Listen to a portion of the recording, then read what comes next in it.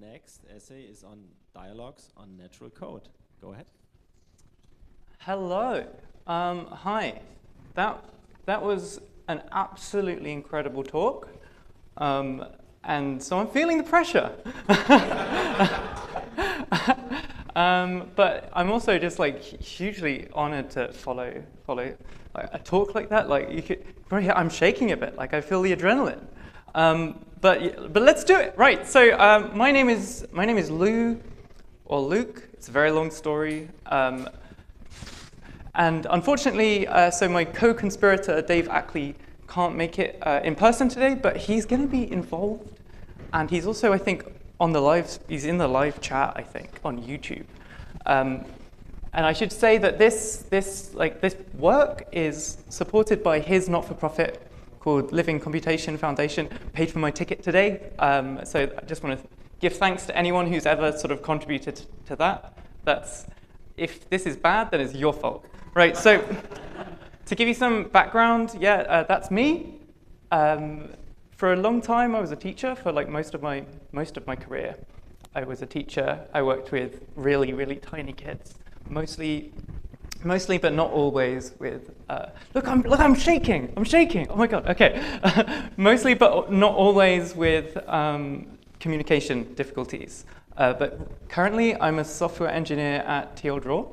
I'm also a researcher in residence at a lab called Ink and Switch.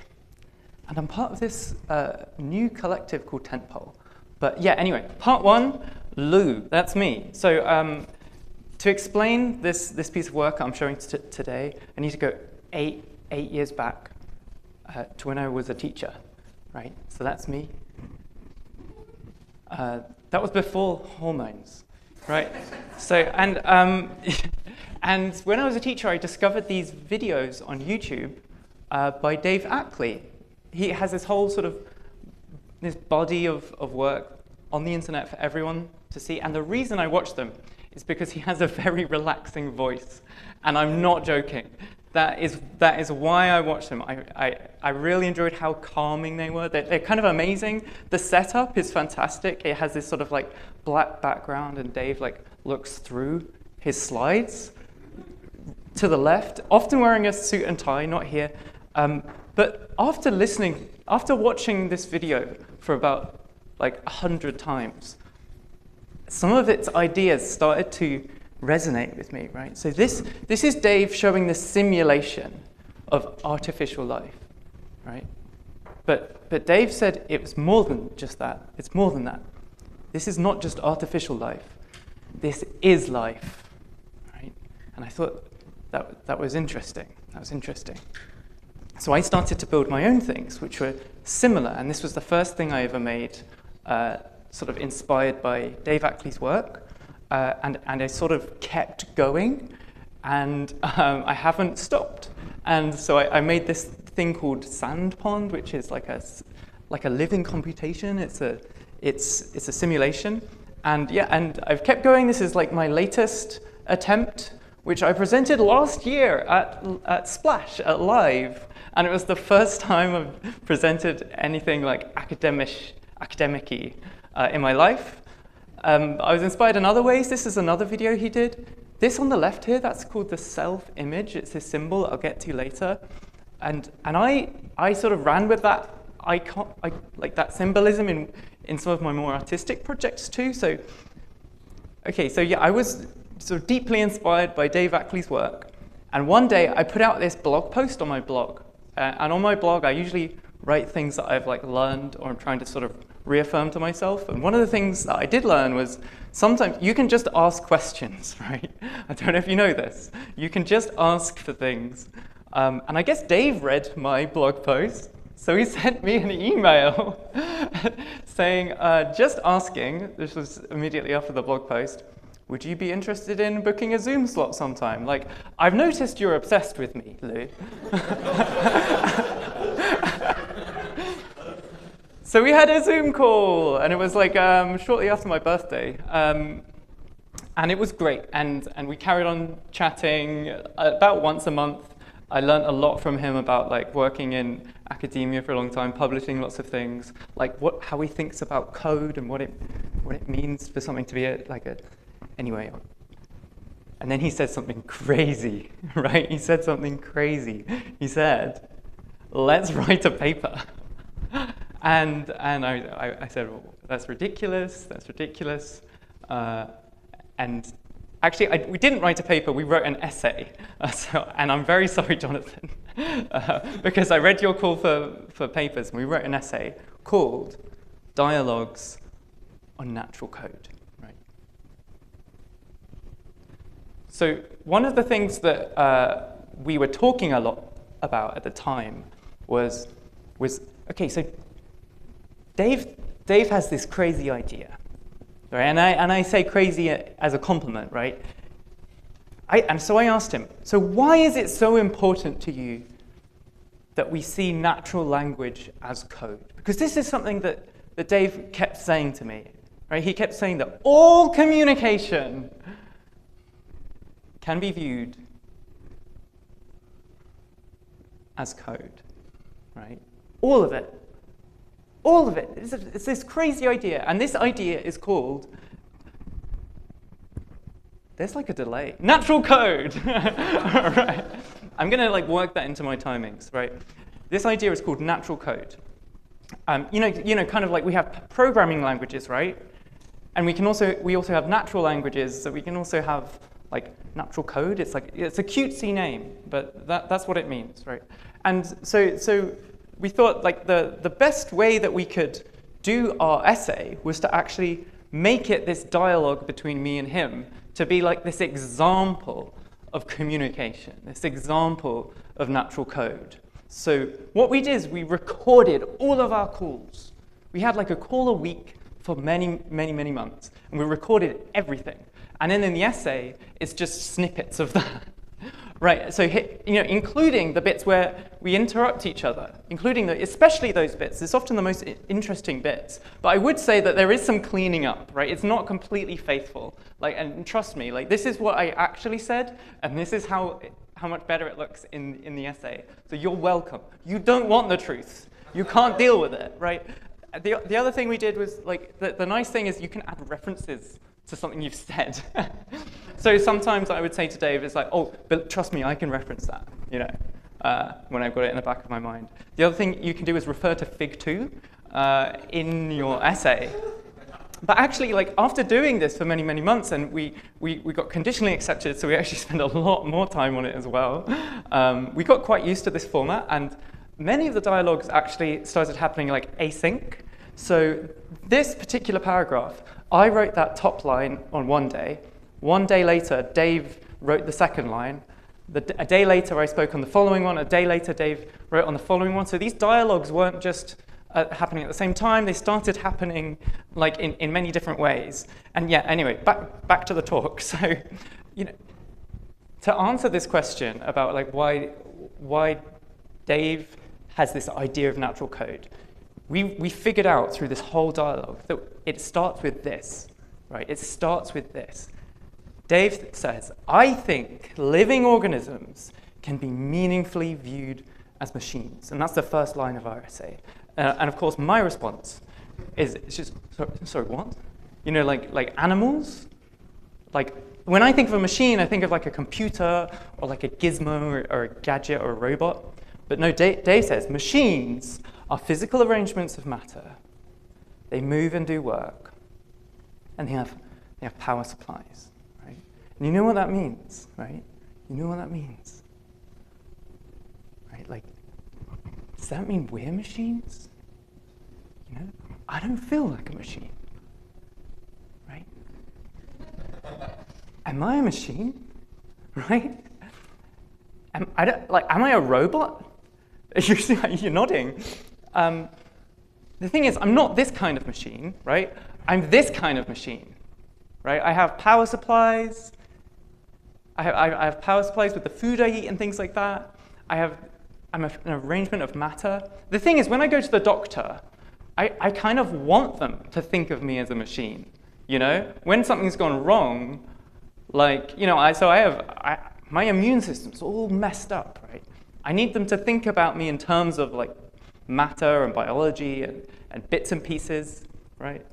So this is the first idea, right? We are machines. Following so far? Yeah, you're just going to go with me, right? You're going to go with me on this, right? So as well as being machinery, living things are also capable of building machinery. That's what you're saying, right, Dave? That's what you're saying. You know, like we build bridges, they're machines. We build programmable machines, like Turing machines. You know, and Dave was saying that, no, it's even more than that. Like even a fire, even a campfire, we still have to build, right? Like we get bits of wood, we build this campfire, and then we like push its button, we flick a switch by lighting it to turn it on. So one example we used in the essay was burgers, right? Dave was saying to me that even a burger, even building a burger is like building a machine, right? It's a really bad example. But like, and one of the reviewers really disagreed, and I would like to thank our shepherd, Alan, for discouraging us from writing a whole page on the machine status of the burger, right? Maybe next year, right? But the thing is, if we're machines as well, like another way that life builds machinery is through reproduction, right? That's pretty, like if we really accept those first two things, you know, we are machines, we build machines, right? And I said, you know, Dave, and you're saying, just want to get this completely right, there are two ways of building machinery, right? Directly, you know, with wood, hammer, nail, we build a machine with our hands and tools. But also, indirectly, you know, you get another machine to build a machine for you, right? If you can find a programmable machine like a robot, you can ship some code to it and get it to build a machine for you. Or we can transmit code to that programmable machine. Or even just like flicking the light switch on the wall, we can kind of see it. Like if we stretch our imagination a little bit, we are like programming it in a way. It's just a very simple program. And these are some mantras that Dave kept saying to me. We ship code, right? We are coders. We could say. So catch up. We are machines. We build machines. We program machines. This is all pretty normal. And now it's going to start to go really crazy, right? Okay. So. I said to him, okay, I see where this is going. So you're saying that the programmable machine could be a person, right? You could, like, if we accept those three things, then we could say that we code a person. And Dave says, yes, we transmit natural code all the time. When we talk with each other or teach stuff to our kids, you know, we could say to someone, hey, can you help me build this shelter? In a way, you're transmitting code to them. You're trying to get them to do something. You know, can you build a fire while I gather food? Or even something like, duck, there's a rock coming. You know, it's a way, you're trying to help them by coding them. We are machines, we build machines, we program machines, we are programmable. This is the crazy idea. Sometimes we're the coder. We already know we're coders. We're all coders here, right? Programmers, sorry. But sometimes we're the machine. Right? This is the crazy idea of natural code. And Dave says, if I was trying to wrap it all up in a box, I'd say, and we did, I think we should use, yeah, I think it's nice when you can format your speech, you know. All right, I think we should use our knowledge of programming languages, of software and computing to examine our own natural code, to understand it and debug it, to make society better, and to improve our shared code base. Natural code is like another lens we can look through. It's not the only lens, it's just another lens. Warning! Warning. This is a technological fallacy, potentially, right? So reviewer C put it really well. They said, you know, they're worried about the ideological, technocratic undertones of the essay. It's a pervasive fallacy in the tech world to see all our problems as technological, right? Every human interaction, I'm saying, is reduced to a kind of programming. And I completely agree. And this was something that we were really worried about. And I think this is like a risky idea, because if people take it in the wrong way, it can be this sort of like this imposing of tech on everything, which would be terrible, right? And so I think it goes even further. I think it almost seems like psychopathic, right, to say that like we're coding people, we're trying to program and manipulate people, right? And Dave, I think he was a bit shocked by this, right? But like, I think it's really important that we see it from a different point of view. That's not what we're saying. That's not what I'm saying, right? I think we're very used to coding other people. We have a code of conduct, right? Already, we all do this already. You know, like we've all been coded by one of these things, right? You know, design systems a computer is not consuming this. It's a person that's getting coded by this. A pattern language, like it's a way of coding people, right? Advertising, you know, that's a way of manipulating people. But we should at least, why not just acknowledge that this is trying to program people to drink Coca-Cola? Actually, I had one for lunch. All right, so. Did I get programmed by my own slides? Oh, this is not subliminal. So, like, I think this is important, right? You know, like, we need to be careful. There is the potential for a technocratic fallacy, right? We can't boil down communication to just getting someone to do stuff, because that's cold, right? But just wanted to give that warning, and now we can continue with the essay, right? So, when I was a teacher, like I said, I worked with children with communication difficulties, and a lot of the time, not all the children, but some of them actually struggled to see the purpose of communication. Many of us learn this naturally, many of us don't.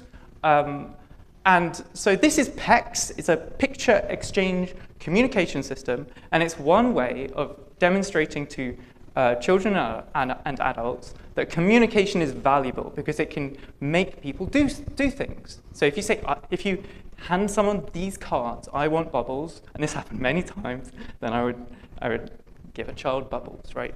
And in the paper we talk about biscuits, but Dave keeps saying cookies, but either way. You know, so many children realize that communication is valuable because when you transmit code, when you communicate, you can get people to do things. And there are ways of sort of building on this, and you can use PEX for much more complicated communications, right? But here's the thing, like, PEX is useful because it uses symbols. Right? If you don't have language, you just have to point or grab a cookie, right? But when you can use a symbol, you don't need to see the cookie biscuit to ask for it. You can ask for it in another room. You can be playing with your bubbles and ask for a biscuit. This is one of the reasons why language is great. You know, like, you can point at 3 cookies if you want 3 cookies. Or you could sort of hand over 3 cards, and then the thing is, this starts to get very cumbersome and annoying, and you know, this is when you typically, if you're a child going through PEX, then you will switch to more advanced abstract ways of communicating. Usually PEX gets very annoying, so you switch to something like a pod book, or just speech or signing, right?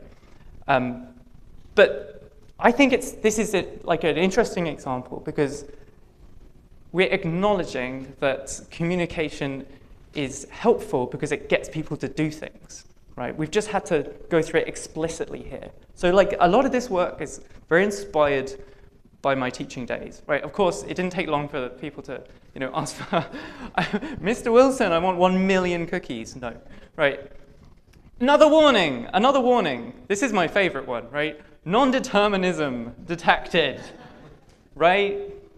Computers are deterministic and humans are not, right, is what I said, right, to Dave, right? How can we talk about code when it's not going to run the same way each time, right?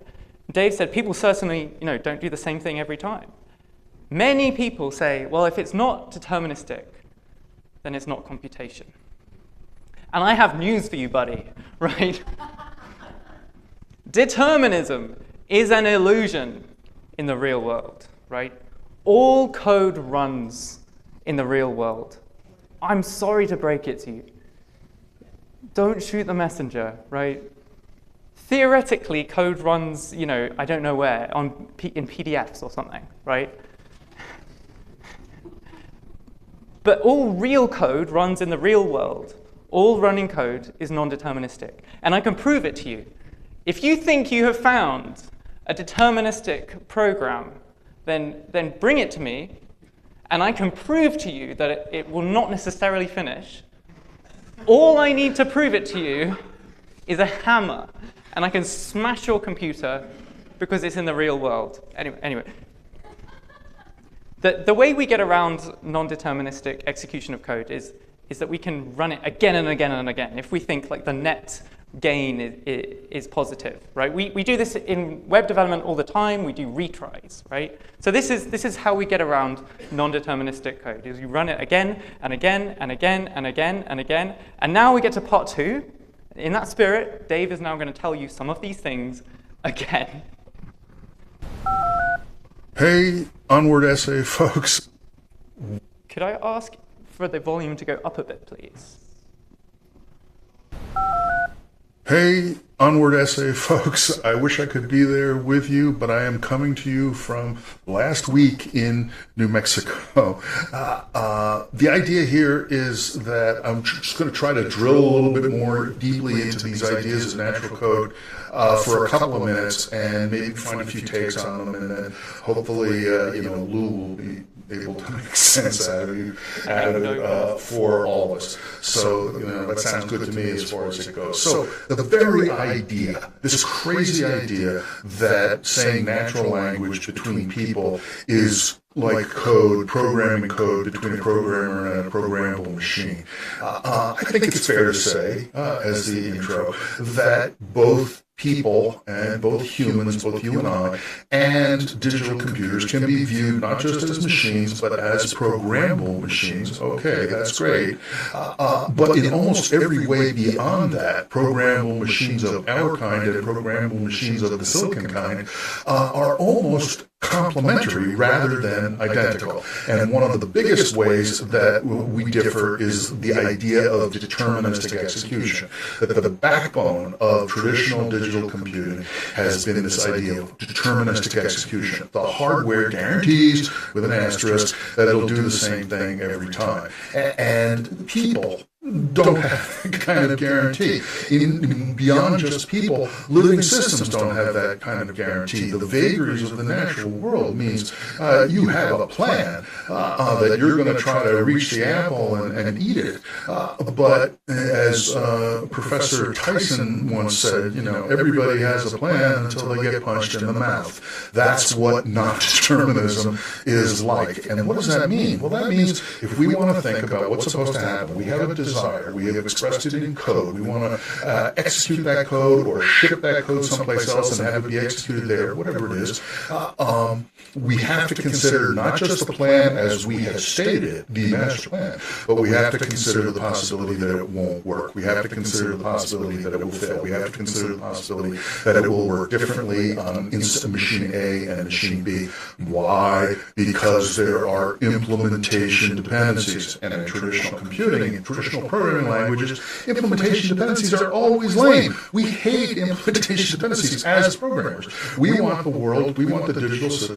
Work in web development, right? Like, and when something works different in Safari compared to Fire.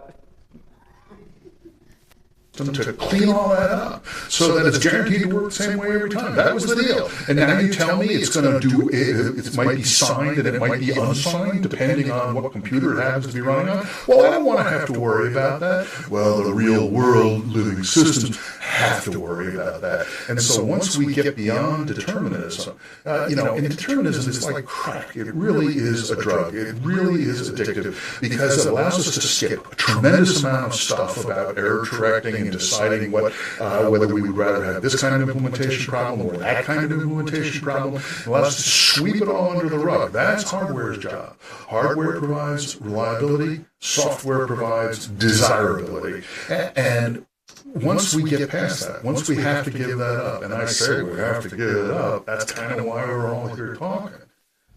Implementability becomes a primary concern. So we can take this program and we can claim, is it implementable? Can we run it on machinery that we can actually acquire? And it might be possible that the program is completely implementable in some principle, but it would cost far too many trillions of dollars to build a machine that would do it. Or it might be that it's not implementable even in principle because it has some internal contradiction where at one point it's going to say the thing has to be up and the other place is going to say have to be down. Can't be both at the same time. So that's a bummer, but we're going to have to get past that. And if we can get past that, we are going to learn that natural code has all of these techniques, all of these designs, all of this stuff. People have all of these designs and things to help make programmability possible without hardware determinism. So, like, I love these videos, honestly. I was pleased to get like a custom-made Dave Ackley video, right? For anyway, there's more. Once, Shannon information, send how much information can you send through a channel, beautiful mathematical implementation, beautiful information theory, mathematics, and so forth, well understood. Has one huge assumption built into it, which is that the transmitter and the receiver share the identical dictionary. Well, that's great, and it makes sense from the point of view of the phone company. They don't care what language you speak as long as you're talking and so forth and paying them toll. But for a bigger picture, for understanding machinery in general, for understanding how to build entire systems, not just communication channels, we have to understand how does a shared dictionary come to be. And the idea is that, Chomsky's hierarchy with, recursive modular languages and subclauses and the man with the dog, with the hat, with the fun, and so forth, as a way to get complexity, well, that's great as far as it goes. But we take an alternate approach. We say we don't need incredibly complex recursive syntax if we can keep naming things. If we can say, well, A is B, or A is B and C put together, whatever it is, with very little syntax, we can start building a large dictionary and express many, many concepts.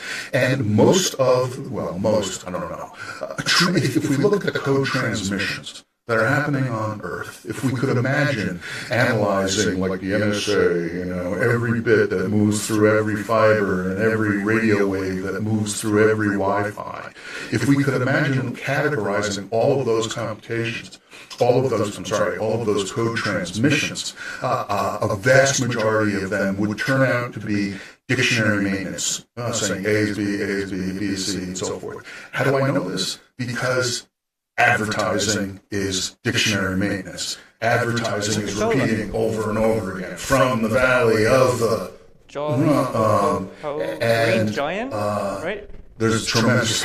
So I think Dave was referencing, right? I had to look this up, right? Does anyone here know, like, from the valley? Right. So I'm too young. Advertising in the world. Advertising threatens to choke the communication channels that were trying to send other kinds of code, other dictionary entries that might be more important but less money involved than advertising. And We Are Coders is an example of a advertisement, a slogan, a symbol. Natural code, when Lou and I were having our discussions, didn't start out as natural code. It started out as, what the heck could we write a paper about? And say, well, how about natural language is kind of like programming language. It's like natural language and programming language, natural programming language, natural programming, natural code. And right, so this is what happened, right? So me and Dave are talking all the time. And I say, that thing you said about how all language is code, right? And he would say, no, it's not quite like that, And then we have to sort of hash out this definition again of like the intricacies of what it means. And it just became so much easier. Should we just come up with a name for it? So it ended up being natural code, right?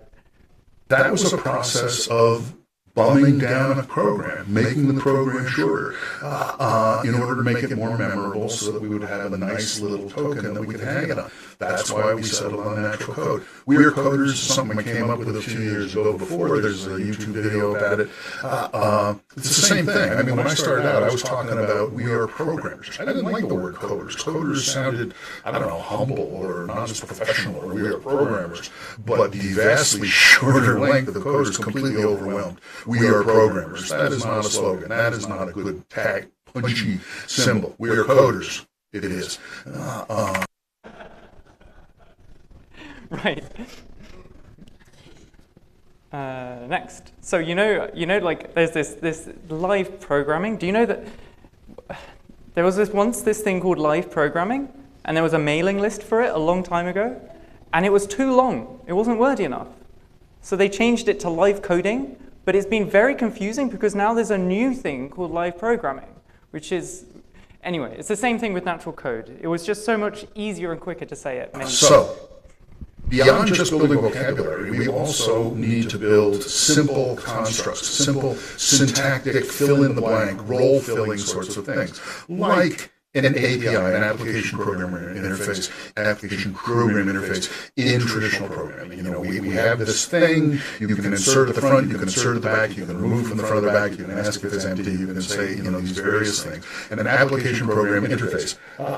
And we're going to do the same thing in natural code, but it's going to be obviously not built for deterministic things and so forth. And so I have tried to get myself, instead of saying APIs, which risks the confusion with traditional interpretations, I'm calling them APIs. I'm pronouncing it as a word. And we're making that be, that's a term of art. That's a jargon term for natural code. An API is a simple template for structuring code, where you can fill in the blanks inside the template and get stuff that might be useful, that somebody might want to explain. And the example that we do in the paper is the idea of the self-image API. And the idea is, and again, this goes from that video about We Are Coders, that if we choose to say, among all the possible processes, the combination of an input, internal sequencing, some judgment about good and bad, and output is a set of processes that kind of all hang together that we can imagine using in lots of ways. So there's a symbol for it. You can see an input side, an output side, a sequence going around in a circle, which I can never get right, and then up and down for judgment and so forth. And they have all these places that we can use them. And so the idea is that something like this figure that we're looking at here is an API, because it suggests a way of describing many different situations. And, there's a second figure which gives a bunch of examples of all the things that can be put into this same framework and then it be expressed using the same API. And the claim is that is useful in and of itself, especially if we can imagine that we're doing it in a way that has room for lots of expressiveness. And so the suggestion is there are states of people that are maybe not optimally desirable, like being depressed, where, whatever it is, you're going around and around, thinking about things in your head, hating it, and that's a bummer.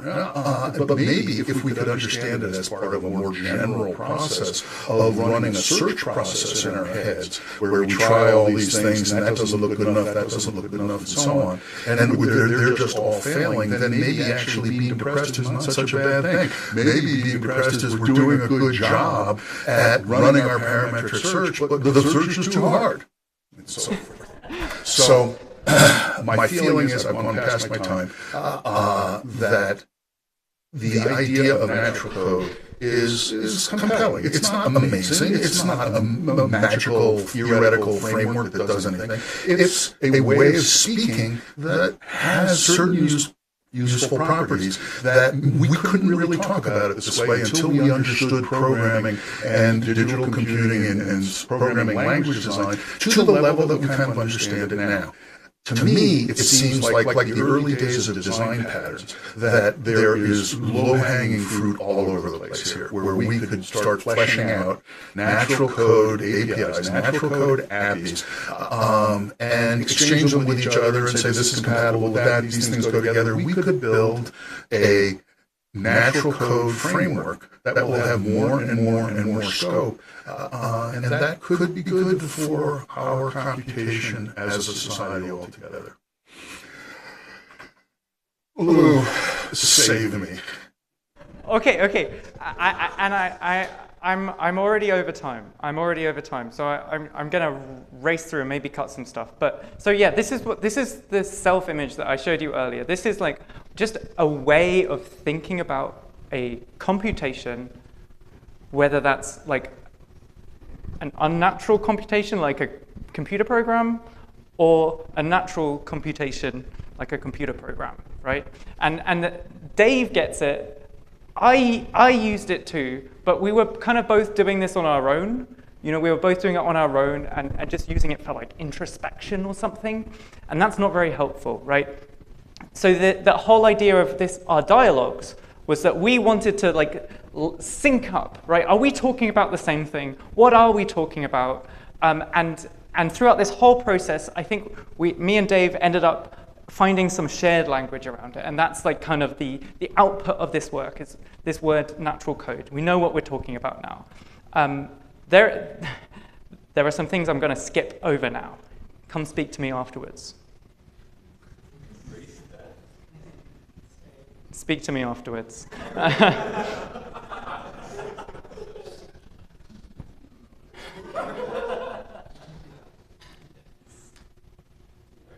Do you know what? Actually, I think it makes it better if I just go through the slides like this. We don't need any syntax, right? Is that syntax? That's next year, right?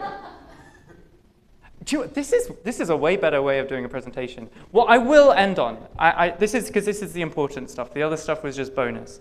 Is that, yeah, like I said, this process of these dialogues between me and Dave, it was about building APIs, or to be more specific, building one API between me and Dave, right? For me, it's building bridges, and that's what this natural code idea is about to me. It's about knowing that we're maybe sometimes speaking different languages, and we want to know how to translate between those, right? It's a very general, like high-level idea. I don't think we cut vagueness as a service from the essay. It was in one of the versions. It's been this crazy, exciting experience. Me and Dave, like I'm essentially the second natural coder. Next, I think I'm interested in sharing this more widely and seeing how people react. I have no idea how they're going to react to this crazy idea. We're going to go step by step. That's the end. Thank you very much.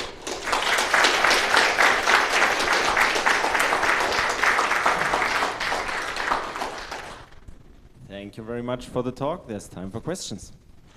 Please line up.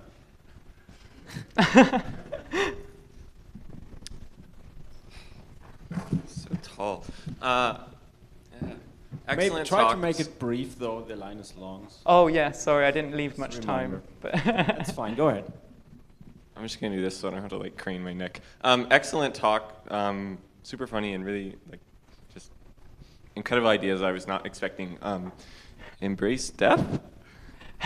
Right, do you want to ask about Embrace Death? Of course. Right, okay, so Embrace Death is, I'm going to go all the way back, is this mantra that I've been using in another project called the Taddy Web, which I gave a talk about a few weeks ago. Go look on TodePond.com and look for Death of the Taddy Web.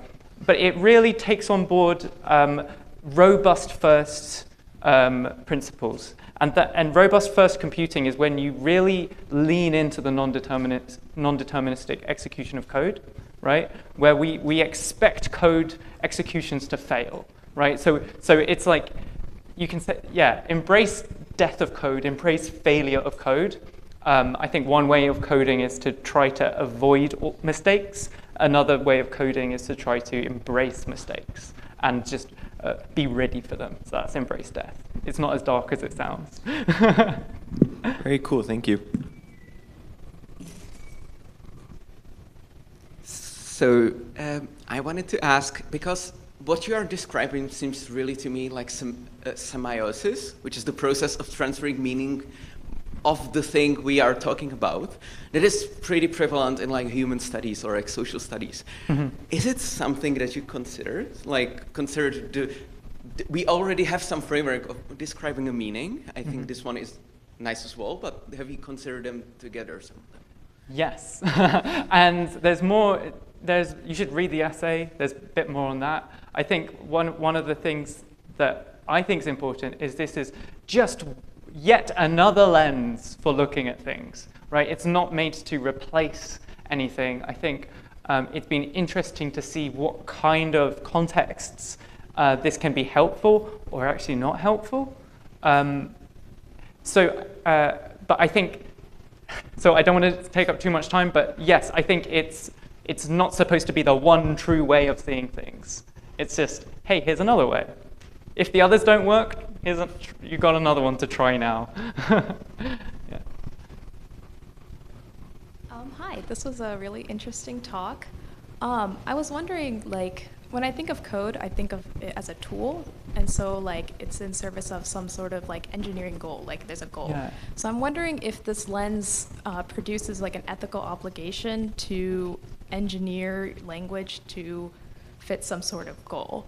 Like, Right. I guess I'm thinking if you've heard of like conceptual engineering in philosophy. I like have that- not. Okay. I'm so pleased you mentioned this. I'd love to learn more about that. Yeah, but that's really interesting saying like code is a tool. And I think that's how I think about like communication. You know, like when I communicate, it's one of the many tools I have to, I guess, like interact with the world, right? But I'm afraid I don't know anything else than that. But I'd love to speak afterwards. Okay, That thank sounds you. really cool. Yeah. So I think this is kind of echoing from some of the previous questions, and I'd love to just talk to you more after. This gives me ideas for kind of a few papers, because there's things in here that feel like echoes of like kind of like Foucauldian perspectives on discourse, maybe like some Hegelian perspectives on contradiction. And I guess my question is like, if you go back to like some of these big philosophers who talk about, you know, discourse and language and all of these things, are there particular ones that you're most interested in bringing this work into conversation with in the future? Or is it just kind of like sky's the limit, you know, go where the night takes us sort of situation, embrace the death of it all? Right.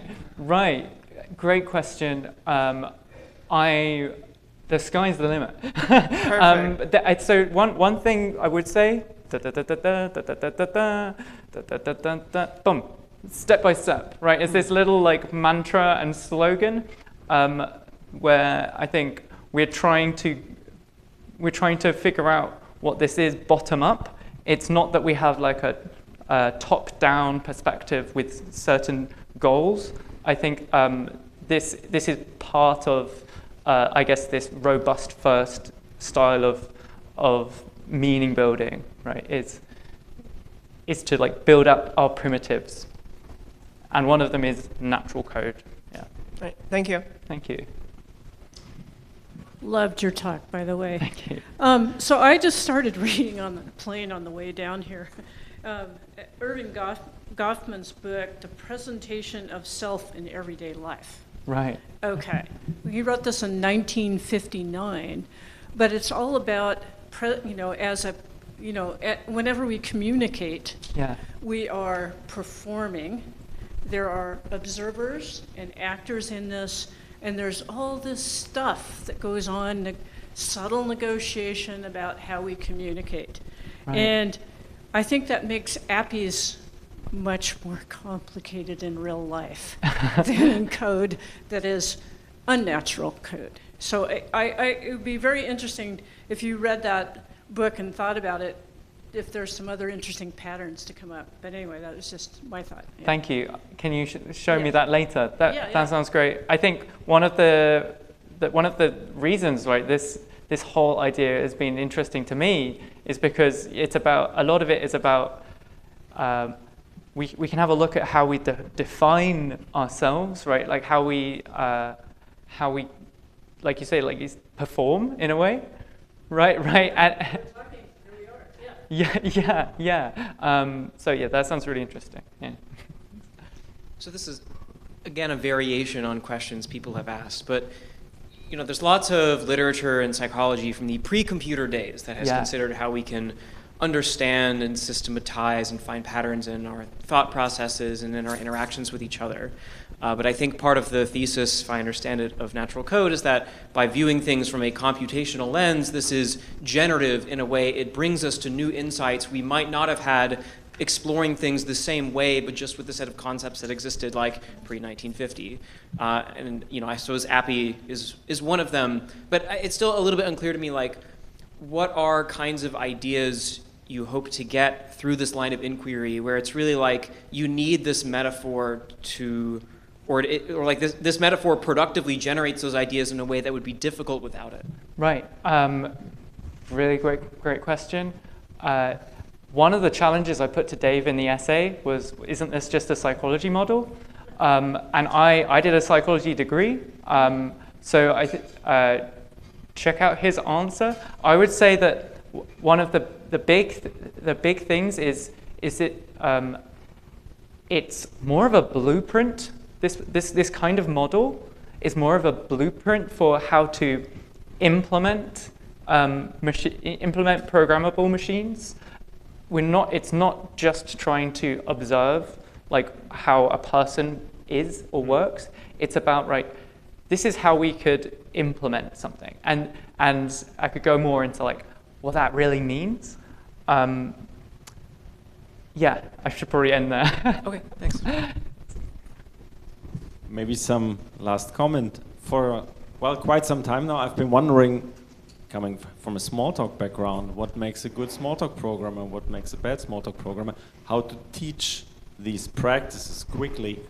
Also coming about exploratory programming, what does it mean? How do you think about your problems? And when I saw this, well, jump to social coding and how to, well, better interact on a social level, it reminds me of teaching, and then maybe there's a way back to program these other machines, like, yeah, these ones. Right. And maybe you have a quick final comment on that. If there's a way back, if you have a better social coding, like this model you showed at the end, is there a way back to this more technical things we're doing right now? So, I mean, for me, the clearest way back is through this non-determinism, right? Because I think we assume that we assume that things are going to run the way that we expect all of the time, and partly because we can't always rely on that in the real world when we're trying to make things for the real world. And so far, I think that we should make things for the real world, so we should be interested.